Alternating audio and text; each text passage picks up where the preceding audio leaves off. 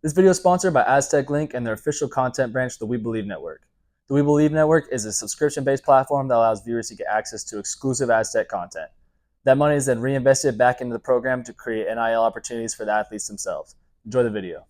Oh yeah, one thing I wanted to ask you about, man. So after your senior year, you're getting ready to train for the draft. What was your training process like? Like, what would an average workout look like? And then talk about your pro day as well for people who don't really know what a pro day looks like. Yeah. So after my senior year, I declared, and then I had this kind of senior showcase game called the Hula Bowl. It was out in Florida, and I was also training out in Florida. So, um, beginning of January, I went out to the game, and then right after that, I went out to go train at my facility in Florida. Mm-hmm. And yeah, for me, it was a great program, great facility, good trainers, and everything like that. They had meal preps for us, they had shakes for us, they had, massage therapists there, everything that we kind of needed at our fingertips. And typical day would be either you do your agility in the morning, or like your speed work or your cone drills or 40-yard dash darts, whatever. And then you'd eat your food, whatever, have your shake, recover a little bit, and then you'd lift in the afternoon. Okay. And then you kind of do that 5 days out of the week, maybe 6 days.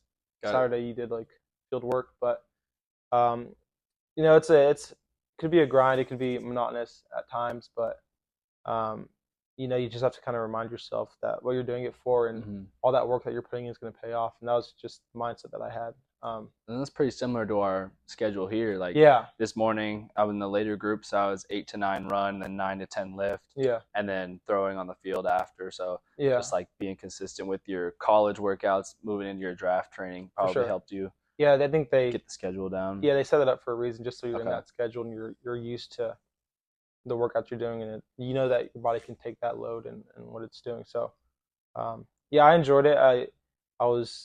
That was the first time I also moved away from home, because obviously I'm from San Diego and I went to San Diego State. So first time in 22 years that I had to kind of go figure it out by myself, and I feel like I grew a lot during that experience, and I was able to be independent for a little bit, and it helped me help make the transition easier after. Nice. Did you go out there with any of the other guys on the team to train? Was Alamo with you for that? Alamo was in Florida, but I don't think he wasn't your same trainer. Yeah, it wasn't the same facility. How did you get in contact with the trainer that you did it with? How did you know him? He actually called me before the season.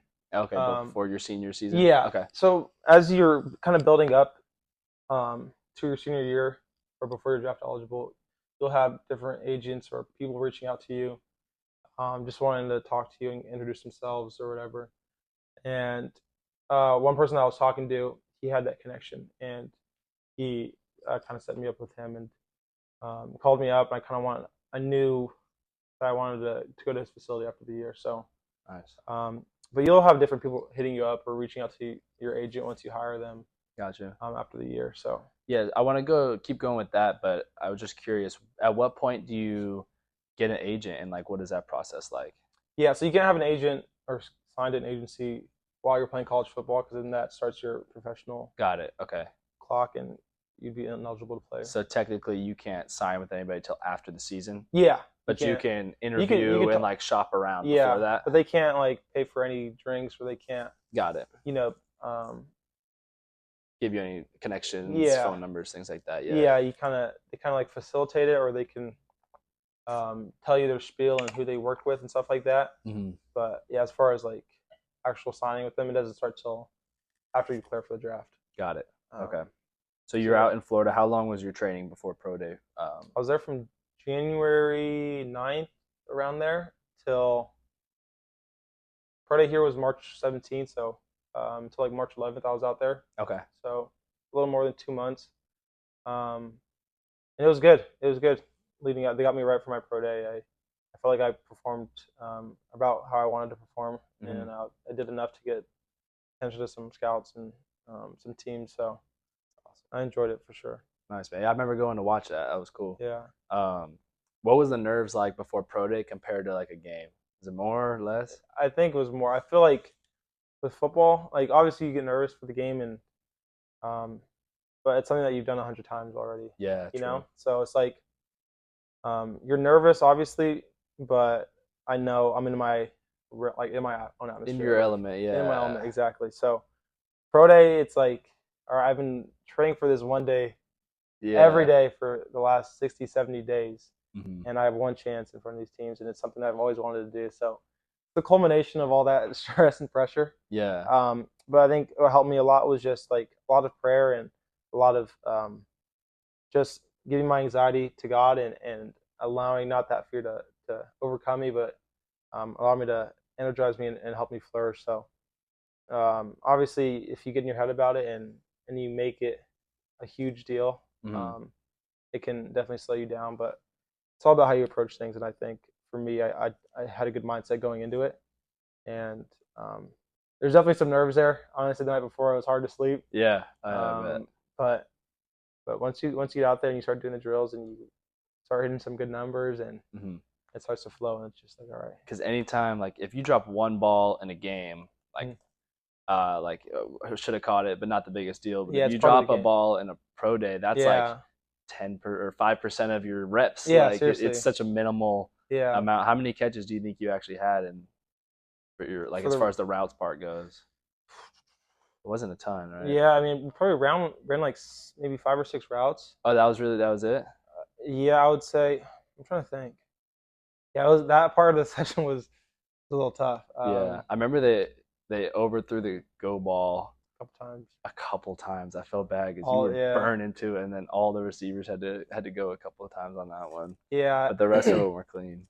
Yeah, but that was tough too. Yeah, because you can't control out of our that. control. Yeah, so but honestly, we didn't get too many reps. They saw what we did and they liked it, and they're like, all right, we're gonna move on to the other positions now. Gotcha. Unfortunately for me, the receivers and quarterbacks were the first ones up after doing the 40-yard dash and everything. Okay.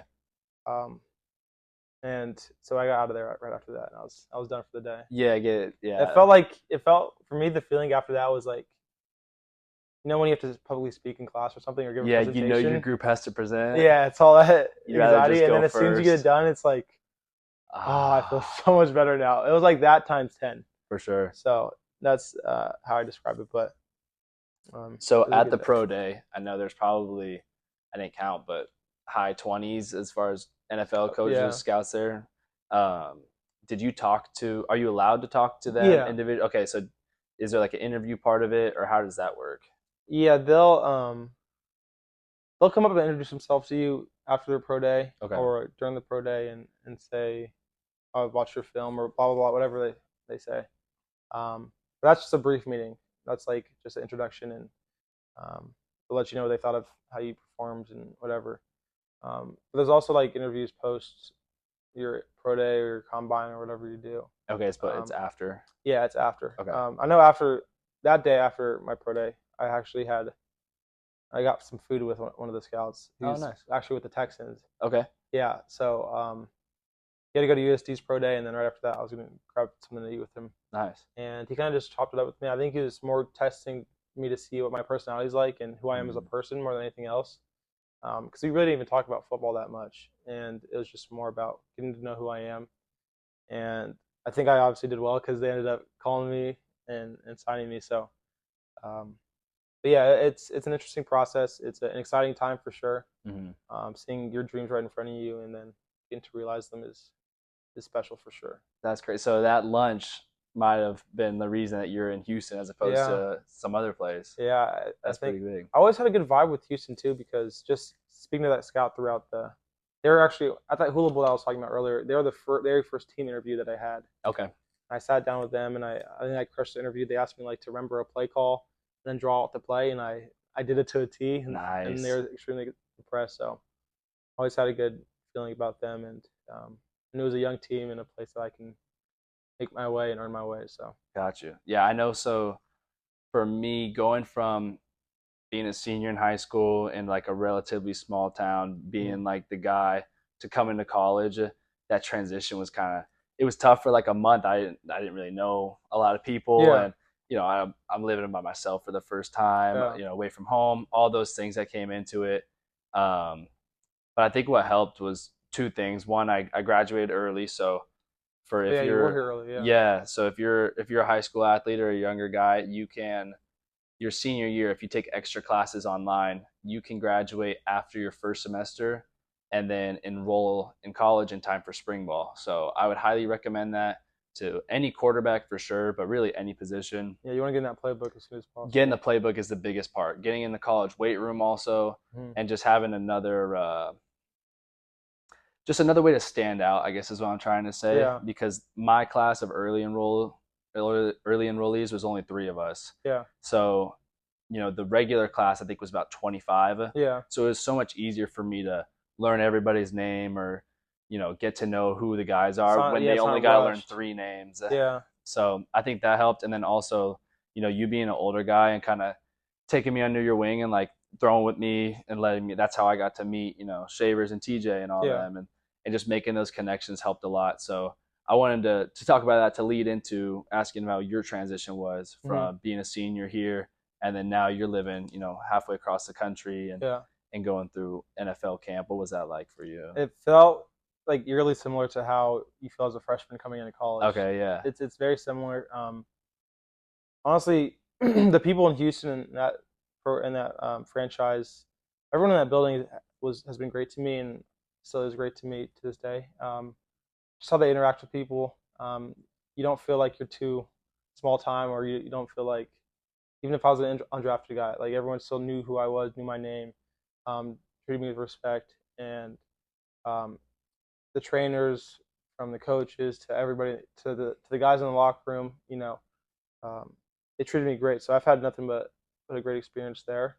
But it does feel like they're throwing the book, like the whole book at you. Like, yeah, it's like it hits the fan as soon as you get into the building, because they expect you to like know the plays within a certain amount of days. They give you this iPad that has who knows how many plays and different concepts and they track. Don't they track your time and things like that on it too? Yeah. So like, there's no cheating it. Yeah, and the guys that are veterans have already been in that kind of program, and they know what to do, and they know vocabulary, and they know the playbook for a few weeks longer than you've known it. So for me, it was overwhelming at first, but it's a shared experience for all rookies, and that's where you can kind of unite with people and share that common ground. Is that we got to learn all these plays by tomorrow, or like we got to know this many concepts, or this is what's the install for today, and kind of studying together and consulting each other about certain things. And I think one of the biggest difference for me was just the plays and how much they expect you to know in such a short amount of time.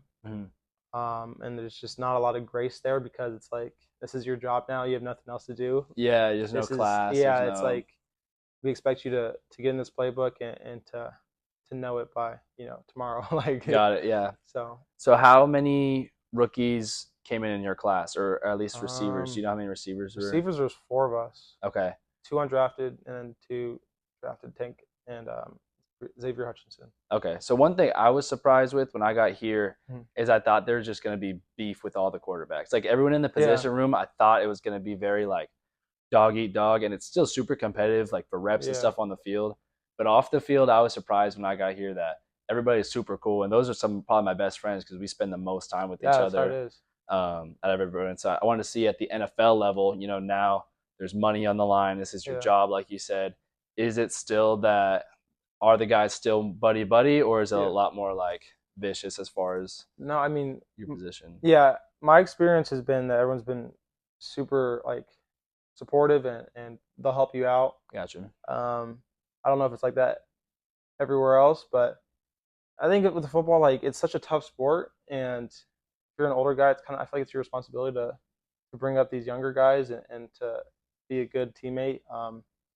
Obviously, there's only a certain amount of roster spots, and there's only everybody wants to get paid and do whatever, but at the end of the day, we're all people, and we're all kind of running our own race, and we don't make the final call on who's on the team or not. I think it's like we all are trying to be the best versions of ourselves, and then kind of have to accept like wherever the chips fall, that's where they fall. So I haven't really experienced too much hostility or somebody like not helping me out. Or like if I ask somebody, like for example, like Noah Brown, I would be in his line for like our indie, like our routes on air or whatever. Yeah.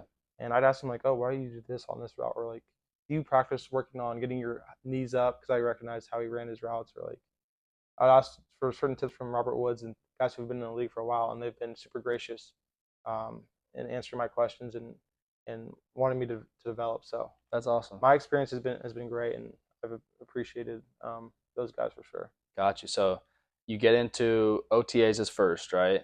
Or how does it work for rookies? Yeah, like rookie minicamp. Rookie minicamp, okay. The first like 2 days, I think, is strictly rookies out there. Mm-hmm. They're doing individual drills and walkthroughs together, and special teams together for the first 2 days, and then that next Monday you join with the big dogs. So it's like a quick turnaround. So you get 2 days just rookies to kind of get a hold on like how it's going to be, and then you're with the whole team all together. Okay. Yeah. So from what I remember, it was like got there Friday, and then Saturday, Sunday we practiced and had meetings, everything just receivers, and then that Monday was like, all right, like. Gotcha. So you just land in Houston on a Friday, and then you're starting. You do like your physicals and everything, and all the entries. Then Did you have a place to live already picked out? No, they keep you in the hotel. Okay, for camp. Yeah, so I was in the hotel for like 2 months. Got you. 2-3 months. What was that like? Was it tough? Yeah, you get a little stir crazy. For sure. Yeah, especially for me because I didn't have a car out there, and then also in Houston during the summertime it's 1,000,000 degrees and humid, and I don't want to walk anywhere. So it's like, all right, do I sit in this hotel all day and go crazy, or do I go Uber or walk somewhere? Yeah. So that was tough, but once I got out of the hotel, I was definitely happy. And your days are probably like, for our fall camp for here, it's like 8 a.m. Or like 6 a.m. lift, then 8 a.m. meetings. You go to class from 12 to 1, then you got meals, more meetings, practice, recovery time. Like your whole day is football. Is that how minicamp is, or is there any free time to help you study, or Not what was so much that like? Minicamp, when we first got there, we actually had a lot more free time than I thought. Okay. Especially on the weekends, they would have like 3-day weekends or even 4-day weekends sometimes. Oh, wow. During like that OTA period, where it's voluntary workouts. Mm-hmm. But as soon as you hit training camp, it's like that's when you're in that mode. Okay. Yeah, there's like you can do nothing. Like for me, I was waking up every day at 5:30, showering, whatever, getting ready. The shuttle comes, picks me up at 6:10. Get to the locker room at 6:30. I do my stretching routine. I had this routine I was doing every day: stretching, warming up, getting on the bike. Then you go get breakfast, and then you go into special teams meeting and position meeting, and then you go out to practice.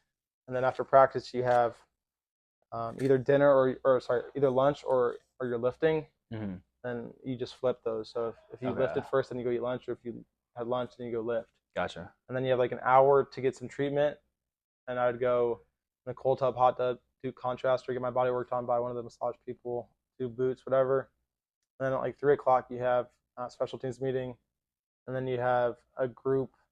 You have like a offensive meeting with the whole team, do the install for the next day, and then you have a position meeting to watch the film about the practice you just had. Yeah, okay. And then you have like a team meeting, and then after that you have a position meeting to talk about the install. Yeah, and then then the rookies had another meeting after that. Oh shoot, because you guys got to catch up. Yeah, so it's like you it's just a get like full that. day. Your brain is tired. It's like it's like not even like as much physically taxing as it is just mentally exhausting. Mm-hmm. And at the hotel, ESPN would be on all the time. So at one point, I just I can't even think about sports. Like just turn the TV off and let me just like get away from it. So it could be tough for sure. It's obviously one of the coolest jobs you can have, I think, in the world. But it's it's not easy either. Yeah, I remember like when I had heard that like what the college schedule is like as far as all the meetings that you're talking about. I was like, dude, what do they talk about for 8 hours? But it really is like, at least today, I think we only had an hour and a half, and we probably got through 4 new plays or something like that. Yeah. Just because there's so many details you got to learn. I mean, you guys have a lot going on too, but for quarterbacks, we got to learn, okay, I can't even imagine. What's the signal? All right, this is what it means. Now, what do I say to the O-line? We got to tell them.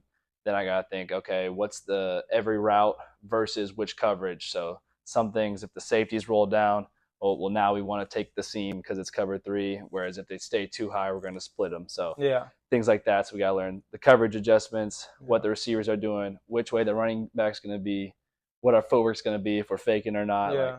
all those things. So, an hour and a half, 4 plays might sound like we were like not doing Wasting much. time. And then we got to watch film on those clips because Yeah. you want to actually see what it looks like in action. So Yeah.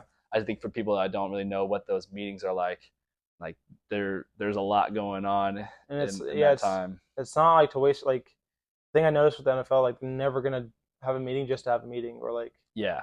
guys won't really put up for that. They won't stand for like Mm-hmm. they want to go home to see their families, whatever. So every meeting that we have is like it's action packed. It's like we're meeting with a purpose and we're doing things for a reason. And then if we have nothing to meet about, then we just won't have a meeting that day. But Yeah. for Nice, the most man. part, it's like they're not gonna waste our time. Got you. So as far as getting timing and things like that with your quarterback, do you guys during mini camp? It sounds like you don't have any time to work, but do you guys try to carve out some time to work on your routes after practice and things like that, or how does For that sure. work? Yeah, I just made sure for me during training camp, I wanted to make myself, because I was a young guy and I wouldn't be getting the reps like as the starters were getting, Mhm. So I wanted to make sure that I'm still getting better and I could be I could show the quarterbacks I'm a reliable target for them. So I Yeah. made sure to make myself available for all three quarterbacks. Anytime they Yeah, wanted I to was like, text you. yeah, like Case, like after practice, let's go work on this, or like if you need me for any route, or CJ, like he wanted me to spot out when he missed a throw in practice, or he wanted to see it or feel it again, and then I'd be like, all right, I'm your guy. Mm-hmm. I'll go. Gotcha. Yes. So making yourself available and kind of also building that connection at the same time is important to me. Gotcha. Yeah. Speaking of CJ, I know we actually played against his high school after he was gone. Thankfully, Yeah. that was the team Cucamonga where our lineman hit the Randy Moss. Yeah. That was Okay. against them. So my bad, man. If you're watching this, Yeah. but yeah, I just wanted to. He's had an amazing year Mhm. this year, especially. I just wanted you to talk about what kind of guy he is, not only on the field but like how he interacts with the Yeah. people and the staff and who he is. Yeah, I think he's a young guy. I think he turned 22 this year. Oh, wow. He's but just I think what made him so successful and what makes him so successful is just the head he has on his shoulders and his character, and just a very real dude. Like, but you see it on social media or whatever you may see, like he doesn't really change, for anybody. Mhm. And I think guys gravitate towards that, and he's a natural leader, and um, yeah, just the person and the character that he has is what you look for in a leader, and he shows it through his work ethic, through his actions, through his words, and he treats everybody with kindness, and just a guy that you want to be the face of your franchise for sure. And I know before the training camp started, he had all the receivers and the tight ends and a couple of the skill guys out to LA, and he flew guys out. He got an Airbnb for guys, got hotel rooms for guys, and put together little team events, go bowling, go to dinner, and coordinate. And I think those things go a really long way in establishing trust. And obviously, it showed on the field this year. And um, I think his attention to detail and how seriously he takes the game. You saw each game from the very first preseason game against the Patriots to our playoff games. You saw how much he's grown, and that's just a testament to how hard he works at it, and it doesn't happen by accident. There's a reason that he's having that success. That's awesome, man. Yeah, I know. I met Jordan Love was on campus a couple of days ago. I think I told you about this already, but it's just so cool when you see a superstar like CJ Stroud or Jordan Love, and like I waited till he was working out this trainer once he got on a water break and just, hey man, I'm a big fan. Can I get a picture? And he was like, just talked to us and chopped it up like it was normal. I was like, oh yeah, you play here. Like was giving us advice and things like that. So just a 5-minute conversation or just like how you carry yourself, like you were saying with CJ, it's just like it goes a long way. So if you guys are, if there's any young athletes out there watching this, and just know that how you are all the time, it matters. You can't just turn it on and turn it off whenever you get on the field. For sure. So I think that went a long way. Yeah. Yeah, man. So I want to talk about you get to mini camp, you're tearing it up. I see you making awesome catches on the Instagram, things like that, and then you get hurt, man. Yeah. So I just want to talk about that your story of like this high that you're on, and then when that happens, take me through the process of what happened and how they helped you recover, and then just what are some things that helped you overcome it. Yeah. like you said, I was kind of finally finding my stride a little bit Mm-hmm. in training camp, and I was getting more comfortable in the system, and I felt like I was playing free flowing football again. Mm-hmm. And then I got hurt during a special teams period. Just kind of stepped outside of my framework a little bit with my foot outside of my knee, and felt kind of a crack, and didn't know what it was at first. I got back up, and my leg was a little numb, and I was like, "That's weird." Yeah. And then after a few minutes, it felt fine. It felt normal again. So I was like, "All right, maybe I'm good." Mm-hmm. And then after practice, they took me to the hospital to get MRI, and they said I had a torn ACL. So you finished practice with a torn ACL? I didn't. No, they didn't put me back in. They checked me out on the side, and I was running routes and everything, and I felt normal. And I think I looked normal, but they're just like, out of precaution, we'll just keep you out. And I was bummed. I was super bummed because I was like, I gotta compete. I gotta get reps. Yeah. But thank God they didn't. I know what you mean, because when I broke my collarbone my freshman year, I tried to go snap the ball and run another play, but the quarter ended. Yeah. It just feels like you have so much adrenaline and stuff that you don't really know, like, that kind of stung, but what am I going to be soft and go to the sideline until you really can't. So I know what you mean by that. Yeah. So after that, they tell you need to get surgery. Mm-hmm. How long until you got surgery? Was it like the next day or? No, it was like, cause I had it's funny, I had a turf burn like right here around my knee, kind of. So they had to let it heal, wait till it to heal up before they could operate. Yeah, before they can operate. So it was like a week or so after that, and I was just doing rehab stuff up until that point. And they told me it was going to be originally like a 9-12 month recovery. Okay. But fortunately for me, it was just a straight ACL tear, not a meniscus or MCL. So it was just a clean ACL tear, and it was going to be a 69-month sort of deal. So yeah, after that, I learned the news, and obviously I was heartbroken, and cried about it and called my parents, and was pretty upset. But then, luckily for me, I was really growing in my faith at that time, and I was really in my Bible and looking at verses. And I've shared this verse before, but it's kind of my favorite verse and my life verse. It's James 1:2-4. And it's, consider it pure joy, my brothers and sisters, when you face trials of many kinds, for the testing of your faith produces perseverance. Let perseverance finish its work, so that you may be mature and complete, not lacking anything. And it's crazy, that was the verse I was kind of drawn to before I got hurt. Okay, yeah. Because it's such a timely thing to hear. Yeah. And it eased my anxiety, and it just told me to trust God and whatever His plan is for me. And I was obviously upset about it for that night, but by the time the next morning, Kit, I kind of let go of that anxiety I had that was kind of taking over me, and that fear that I had, and I just trusted and had faith that it was God's plan for me, and that He's going to teach me a lot of things throughout this journey. Mm-hmm. And I think He has, and I'm just so grateful that I have that to lean back on. I think that's such an important thing in not any athlete's life, but just anybody's life in general, to really lean on your faith and trust in God. And I think once you do that, you'll be amazed the weight off your shoulders, that you're not in this fight alone, that you have somebody greater, and you have the best looking over you, So whatever you're going through, whatever trials or tribulations you're facing, it just keeps my mind at peace and my heart at peace, just knowing that God's still working, and He's still working close to me every day. Nice, man. So I know we talked about earlier how competitive it is. Mm-hmm. Even though if you're signed or you're drafted, they're making cuts. So when that happens, how, what was going through your mind as far as like, man, am I still going to be on the team? Yeah. And, obviously the fact that they kept you means that they saw your potential regardless of, your current circumstances. They know what you can be. Yeah. So I guess what I'm trying to ask is, how long after the injury did they let you know, like, hey, it doesn't matter, we still want you on the team? And like, what was that period of uncertainty like? Yeah, that's a good question. Yeah, right when I did it, I was like, dang, are they gonna get rid of me now? Like, what's the deal? So I called my agent, and I called my dad, and kind of asked them, like, what's the whole deal? And they kind of broke it down for me. And it's either like they can cut you an injury settlement, mm-hmm. where they pay you for X amount, and then, or they could put you on IR. Okay. And keep you on the team.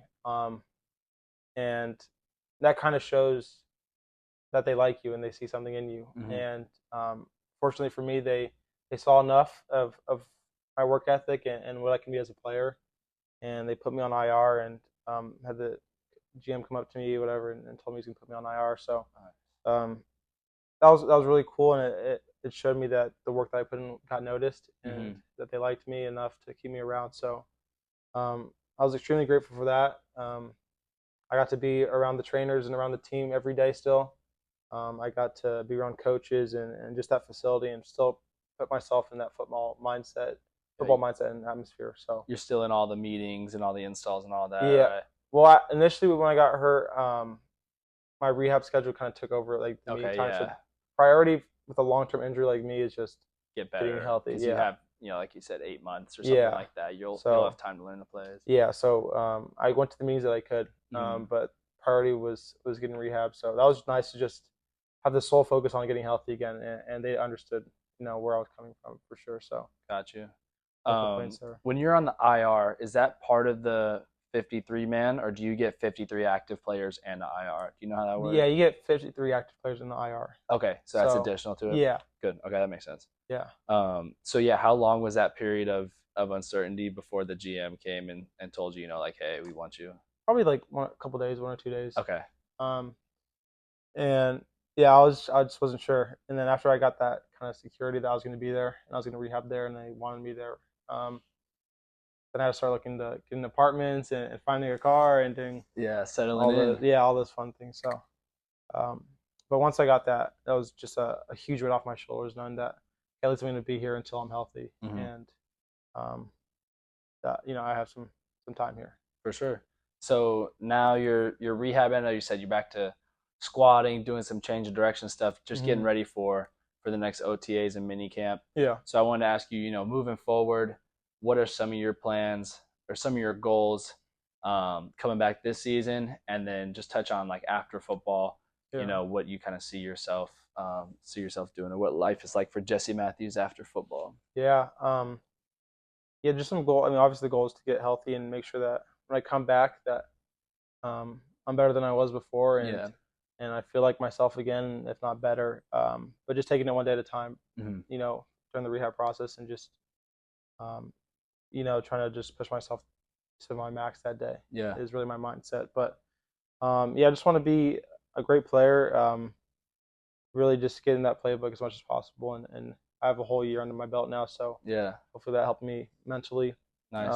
So play, as long as you can, obviously. Yeah. As many years you could get out of the league, and then Yeah. after that, where do you kind of see yourself doing? I've always been super fascinated in sports media or sports journalism or in that space. I've always had just one love, and since I've been 4 or 5 years old, and it's been sports, and I can't imagine myself doing anything outside of that. So exploring this space, like I talked to you about, exploring the space of sports media has been something that's super fascinating to me. I'd love to work with a sports media brand, whatever it may be, or even coaching. I thought about coaching a lot too. Yeah. Being around guys in football, I've been in a locker room forever, so Yeah. I think it'd be an easy transition. Have you thought about going on the tour? That call me.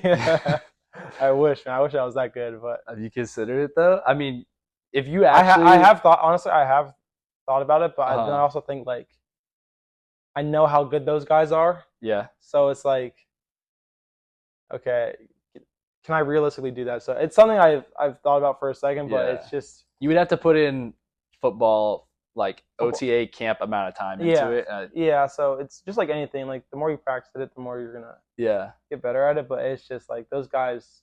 I don't think people realize how good those guys are at what they do. Yeah. So as far as coaching goes, do you have a specific? Would you rather be like a high school coach and be a teacher with that, or like be a college coach, or like NFL? Right now, yeah, I haven't thought about it too much, but I think where I imagine myself was like college. Yeah. I have a buddy, Elijah Cody. He was the receiver at San Diego State. He was my roommate, one of my best friends. He's coaching in college now too. Okay. And I just always imagined us coaching together and Yeah. going on like recruiting trails together. So that's what kind of really interested me in it, and hearing him talk about it, and also just being an advocate for these kids and knowing I was in their shoes, and just being a resource for them. Yeah, you could be someone else's Coach Coop. For sure. Something like that, yeah. For sure. Just being that inspiration to other people. And I have a passion of helping these kids, and I know that people were so kind to me and such a key part of my my role or my journey in football, and if I could even do that to just one kid, Yeah. it'd be worth it. So Yeah, I started probably 2 off seasons ago Yeah. coaching with youth kids. I yeah, got the K9 athletics Love on it. right now. But like you said, the rewarding part of that is like we'll go work on, say it's back shoulder fades or something like that. yeah, And then they'll send me clips from their games, like I hit a back shoulder touchdown. yeah, Like I Yeah. never would have thrown this ball. I thought he was covered, but I Yeah. tried it. So like little things like That's that, awesome. especially at the college level, being able to make impact to so many kids. Yeah. I think that would be cool. I think the high school part of it would be sweet because there's not as I think there's more stability. Yeah, Like the college coaches just move around so It is a often lot, that yeah. part of it would be tough, and then recruiting now I yeah, feel like would be tough. for But sure. obviously financially, coaching at college level is a lot higher than a high school or something like Yeah. that. But I think like what you were saying with your connections is probably the biggest part of it. Yeah, Where like our whole current staff here now has all either like Coach Johnson played for Coach Lewis when they were at Kent State, or Mhm. or he was at Bowling Green, and like all of them have come from Kent State, Colorado. They all know each other from different things like that. So just being in this um, industry, if you want to call it that, Yeah, like opens business, up a lot of doors for that. for sure. So I think that's cool, man. Yeah, I try to make connections with everybody you can because you never know, what you'll need them for one day, or like just trying to be genuine with people and getting to know people, and I think that could just be a reward in and of itself. So, For sure. Nice, man. Well, I appreciate you coming of on. course, brother. Thank you, dude. Thank you. I just want to drop the Instagrams, let them know where they could find you if they want to follow Jesse. I think it's Jesse Matthews _. I don't have Twitter anymore. I've kind of got off Twitter.